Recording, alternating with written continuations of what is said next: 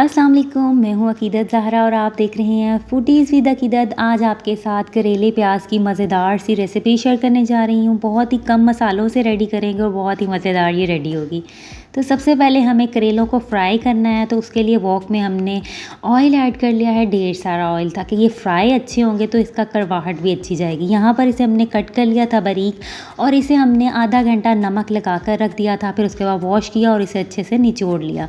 अब इन्हें हम फ्राई करेंगे और फ्राई यहाँ पर हम हाफ करके करेंगे, एक साथ हम सभी को फ्राई नहीं कर लेंगे। हाई फ्लेम पर हम यहाँ पे इसे फ्राई करेंगे। हाफ़ केजी हमने यहाँ पे करेले लिए हैं और हाफ़ केजी हम यहाँ पर प्याज का भी इस्तेमाल करेंगे और यहाँ पर इसे हम लाइट ब्राउन कर लेंगे, बिल्कुल क्रिस्पी सा कर लेंगे, तभी करेलों की करवाहट भी निकल जाती है।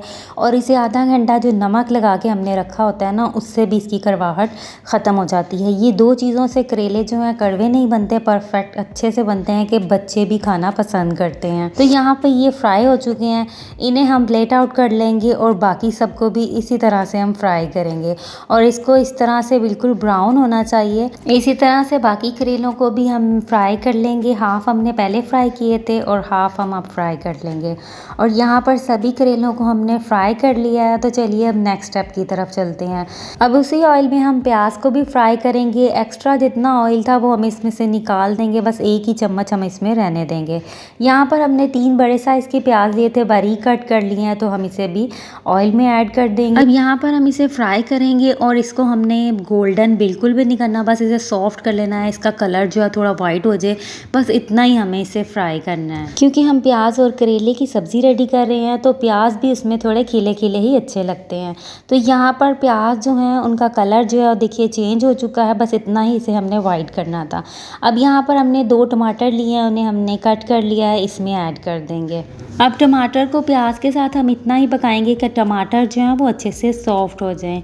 अब यहाँ पर हम इसमें थोड़ी सी अजवाइन ऐड करेंगे, 2 से 3 पिंच हम इसमें ऐड कर देंगे और साथ ही यहाँ पे 1 टीस्पून हम इसमें ज़ीरा, साबुत ज़ीरा ऐड कर देंगे। अच्छे से मिक्स करेंगे और जब तक टमाटर इसमें बिल्कुल सॉफ्ट से नहीं हो जाते तब तक हम इन्हें फ्राई करते रहेंगे। तो यहाँ पर 3 से 4 मिनट में टमाटर जो है सॉफ्ट हो चुके हैं। अब यहाँ पर हम स्पाइसेस ऐड करेंगे। तो सबसे पहले 1 टीस्पून धनिया पाउडर ऐड करेंगे, हाफ़ टीस्पून हल्दी पाउडर ऐड करेंगे, 1 टीस्पून सॉल्ट ऐड करेंगे, सॉल्ट अपने टेस्ट के अकॉर्डिंग आप ऐड करें, 1 teaspoon red chilli powder add करेंगे, 1 टीस्पून पेपरिका पाउडर ऐड करेंगे।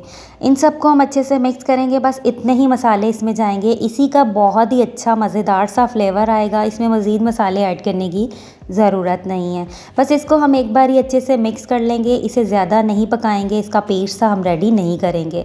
और यहाँ पर जो हमने करेले फ्राई किए थे वो हम इसमें ऐड कर देंगे। ऐड करने के बाद इन सबको एक बार अच्छे से मिक्स कर देंगे।